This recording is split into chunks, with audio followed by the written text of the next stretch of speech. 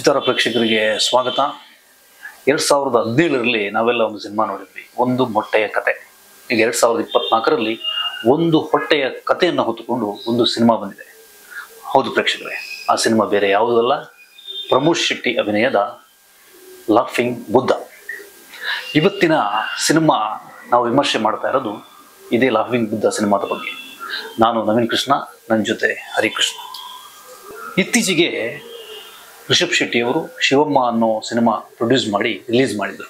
ಅದರ ಬೆನ್ನ ಹಿಂದೆ ಒಂದು ಸದಭಿರುಚಿಯ ಚಿತ್ರ ಲಾಫಿಂಗ್ ಬುದ್ಧವನ್ನು ಅದ್ದೂರಿಯಾಗಿ ರಿಲೀಸ್ ಮಾಡಿ ಗೆದ್ದಿದ್ದಾರೆ ಅಂತ ಹೇಳ್ಬೋದು. ಏನಂತೀರಾ ಹರಿ? ಹೌದು, ಗೆದ್ದಿದ್ದಾರೆ, ಜನ ನೋಡ್ತಾ ಇದ್ದಾರೆ, ತುಂಬಾ ಚೆನ್ನಾಗಿ ಮೂಡ್ ಬಂದಿದೆ ಸಿನಿಮಾ. ಒಂದು ಒಳ್ಳೆ ಲಾಫಿಂಗ್ ಕಿಕ್ ಕೊಡೋ ಸಿನಿಮಾ ಅಂತ ಹೇಳಿದ್ರೆ ತಪ್ಪಿಲ್ಲ.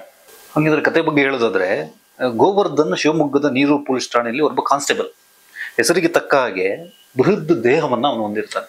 ಅದು ಅವನ ಪ್ಲಸ್ ಓದು ಮೈನಸ್ ಓದು.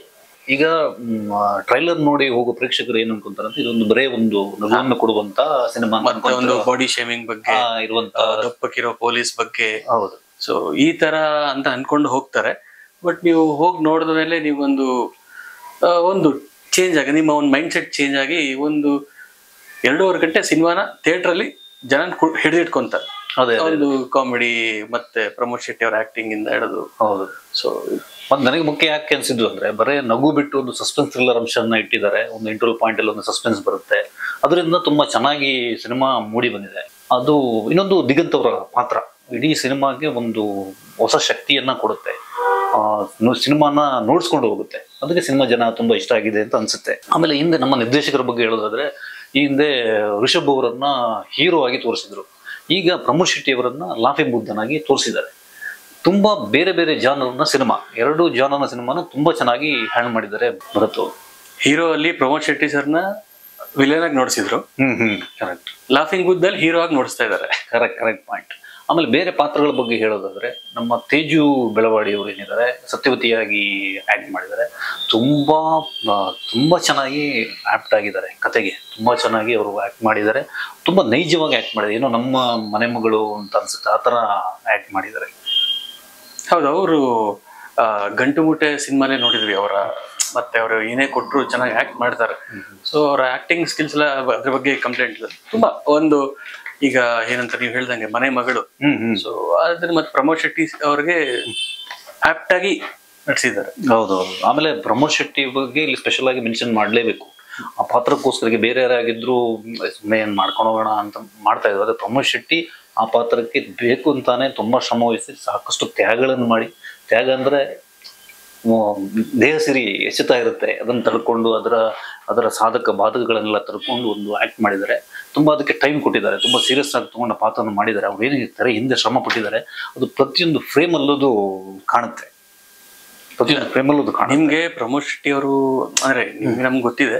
ಸೊ ಸಾಮಾನ್ಯ ಜನಕ್ಕೆ ಏನ್ ಗೊತ್ತಿದ್ರೆ, ಪ್ರಮೋದ್ ಶೆಟ್ಟಿ ಅವರು ಈ ಕಿರಿಕ್ ಪಾರ್ಟಿಯಿಂದ ಈಚೆಗೆ ಸೊ ಇಲ್ಲಿ ಆವಾಗ ಇವಾಗ ಬಂದ್ರೆ ಅನ್ಸುತ್ತೆ. ಮತ್ತೆ ಅಥವಾ ಈ ರಕ್ಷಿತ್ ಶೆಟ್ಟಿ ಅವರು, ರಿಷಬ್ ಶೆಟ್ಟಿ ಅವ್ರ ಗ್ಯಾಂಗ್ ಇಂದ ಗುರುತಿಸ್ಕೊಂಡಿದ್ದಾರೆ ಅನ್ಸುತ್ತೆ. ಬಟ್ ನಾನು ಅವರ 2-3 ನಾಟಕಗಳು ಕೂಡ ನೋಡಿದ್ದೀನಿ. ಇನ್ಫ್ಯಾಕ್ಟ್ ರವೀಂದ್ರ ಕಲಾಕ್ಷೇತ್ರ. ಸೊ ಅವರು ಸ್ಟೇಜ್ ಆರ್ಟಿಸ್ಟ್, ಏನೇ ಕೊಟ್ಟರು ಮಾಡ್ತಾರೆ.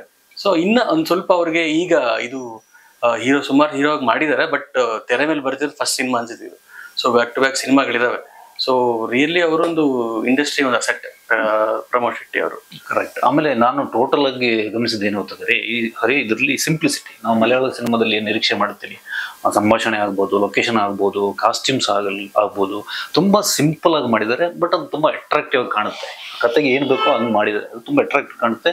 ಅದು ಕನ್ನಡ ಜನರಿಗೆ ಒಂದು ಹೊಸತನದ ಸಿನಿಮಾವನ್ನ ಕೊಡುವಲ್ಲಿ ಯಶಸ್ವಿಯಾಗಿದೆ. ಇನ್ನು ಇಬ್ರು ಬಿಟ್ಟು, ಯಾರು ಈ ಮೈನ್ ಕ್ಯಾರೆಕ್ಟರ್ ಏನಿದ್ದಾರೆ ಅದು ಬಿಟ್ಬಿಟ್ಟು ಸುಂದರರಾಜ್ ಅವರು, ರಂಗಭೂಮಿ ಬೆನಕದ ಅವರು ಅವರ ಒಂದು ಎನರ್ಜಿ ಇಡೀ ಸಿನಿಮಾವನ್ನ ಎತ್ತಿ ಹಿಡಿದಿದೆ. ತುಂಬಾ ಲವಲವಿಕೆಯಿಂದ ಆಕ್ಟ್ ಮಾಡಿದ್ದಾರೆ. ಅವರು ಮಾಡ್ತಾ ಇದ್ದಾರೆ, ಇನ್ನೂ ಸ್ಕ್ರೀನ್ ಅಲ್ಲಿ ಇರ್ಬೇಕು ಅಂತ ಅನ್ಸುತ್ತೆ. ಆಮೇಲೆ ಬೇರೆ ಪಾತ್ರಗಳೆಲ್ಲ, ನಮ್ಮ ನಟ ದೀಪಕ್ ಆಗಿರ್ಬೋದು, ಅದೇ ತರ ತುಂಬಾ ಪಾತ್ರಗಳಿದೆ. ಎಲ್ಲರೂ ತುಂಬಾ ಚೆನ್ನಾಗಿ ನಟಿಸಿದ್ದಾರೆ. ಏನೋ ನನ್ಗೆ ಸಣ್ಣ ಪಾತ್ರ ಸಿಕ್ಕಿದೆ ಮಾಡ್ಬೇಡೋಣ ಅಂತ ಯಾರು ಹಗುರವಾಗಿ ತಗೊಂಡಿಲ್ಲ. ಪ್ರತಿಯೊಂದಕ್ಕೂ ಏನು ತರಬೇತಿ ತಗೊಂಡು ಮಾಡಿದ್ದು ಸ್ಕ್ರೀನ್ ಅಲ್ಲಿ ಗೊತ್ತಾಗುತ್ತೆ. ಆಮೇಲೆ ಹಾಡುಗಳ ಬಗ್ಗೆ ನೀವು ಹೇಳೋದಾದ್ರೆ ಏನನ್ಸುತ್ತೆ? ಎಂತ ಚಂದಾನೆಗಳು ಹಾಡು, ಅದೊಂದು ಒಳ್ಳೆ ಹಿಟ್ ಆಗಿತ್ತು. ಹಾಡು ರಿಲೀಸ್ ಮುಂಚೆನೆ ಹಿಟ್ ಆಗಿತ್ತು. ಸೊ ಈ ಯಾವಾಗ ಈ ಹಾಡುಗಳು ಹಿಟ್ ಆಗುತ್ತೋ ನಿಮಗೆ ಒಂದು ಸಿನಿಮಾಗೆ ಜನ ಕರ್ಕೊಂಡ್ ಬರುತ್ತೆ. ಆಮೇಲೆ ಡೈಲಾಗ್ ಪೋರ್ಷನ್ ಬರೋದಾದ್ರೆ ಅನಿರುದ್ಧ ಮಹೇಶ್, ಡೈರೆಕ್ಟರ್ ಭರತ್ ರಾಜ್, ರಘು ನಿಡುವಳ್ಳಿ ಇವರು ಎಷ್ಟು ಸೂಕ್ಷ್ಮವಾಗಿ ಡೈಲಾಗ್ ಬರೆದಿದ್ದಾರೆ ಅಂದ್ರೆ ಎಲ್ಲೂ ಕಾಮಿಡಿ ಪಂಚ್ ಮಾಡಬೇಕು, ಜನರಿಗೆ ಇಷ್ಟ ಆಗ್ಬೇಕು, ಎಲ್ಲೂ ಮಾಡಿಲ್ಲ. ಸ್ಕ್ರಿಪ್ಟಿಗೆ ಎಷ್ಟು ಬೇಕೋ ಒಂದು ಚೌಕಟ್ಟಲ್ಲಿ ಕೆಲಸ ಮಾಡಿದ್ದಾರೆ. ಅದು ತುಂಬಾ ಚೆನ್ನಾಗಿ ವರ್ಕೌಟ್ ಆಗಿದೆ. ಅಂದ್ರೆ ಪೊಲೀಸ್ ಇದೆ ಅನ್ಬಿಟ್ಟು ಅವರು ಬೇಕಂತ ಕಾಮಿಡಿ ಮಾಡಕ್ ಹೋಗಿಲ್ಲ, ಮತ್ತೆ ಒಂದು ಡಿಪಾರ್ಟ್ಮೆಂಟ್ಗೆ ಒಂದು ಒಳ್ಳೆ ಗೌರವ ಕೊಟ್ಟಿ, ಸೊ ಎಲ್ಲೂ ಅವ್ರಿಗೆ ಡ್ಯಾಮೇಜ್ ಆಗ್ದಿರಂಗೆ ಒಂದು ಸೂಕ್ಷ್ಮವಾಗಿ ಬರೆದಿದ್ದಾರೆ ಅಂತ ಹೇಳ್ಬೋದು. ಹೌದು, ಈಗ ನೀವು ಹೇಳಿದ್ರಿ ಹಾಡು ತುಂಬಾ ಚೆನ್ನಾಗಿದೆ ಅಂತ. ಅದ್ರ ಹಿಂದೆ ಇರೋದು ಒಬ್ಬ ದೊಡ್ಡ ಸಂಗೀತ ನಿರ್ದೇಶಕ. ಈ ನೀವು ನಾಯಟ್ಟು ನೋಡಿರ್ಬೋದು, ಮಲಯಾಳಂನಲ್ಲಿ ಪ್ರೇಮಲ್ ನೋಡಿರ್ಬೋದು. ಇವರು ಅವ್ರ ಹೆಸರು ವಿಷ್ಣು ವಿಜಯ್. ಇವರು ನಿಜವಾಗ್ಲೂ ಕನ್ನಡದಲ್ಲಿ ಕೂಡ ಈ ನಮ್ಮ ಲಾಫಿಂಗ್ ಬುದ್ಧದ ಮೂಲಕ ವಿಜಯ ಪತಾಕೆ ಹಾರಿಸಿದ್ದಾರೆ ಅಂತ ಹೇಳ್ಬೋದು. ಇಡೀ ಬ್ಯಾಕ್ ಗ್ರೌಂಡ್ ಮ್ಯೂಸಿಕ್ ಆಗಿರ್ಬೋದು, ಒಂದು ಡಿಫರೆಂಟ್ ಆದ ಒಂದು ಸೌಂಡ್ ಅನ್ನ ಕೊಡಕ್ಕೆ ಟ್ರೈ ಮಾಡಿದ್ರೆ ಅದ್ರಲ್ಲಿ ಗೆದ್ದಿದ್ದಾರೆ. ಆಮೇಲೆ ನಮ್ಮ ಸೀನಿಯರ್ KM ಪ್ರಕಾಶ್ ಎಡಿಟರ್, ಹೌದು, ಅವರ ಕತ್ತರಿ ಪ್ರಯೋಗ ನಿಜವಾಗ್ಲೂ ಸಿನಿಮಾದಲ್ಲಿ ಪ್ರಕಾಶಿಸುತ್ತೆ. ಅದು ಸಿನಿಮಾವನ್ನು ಒಂದು ಚೌಕಟ್ಟಿಗೆ ತಂದಿಳಿಸುವಲ್ಲಿ ಯಶಸ್ವಿಯಾಗಿದೆ.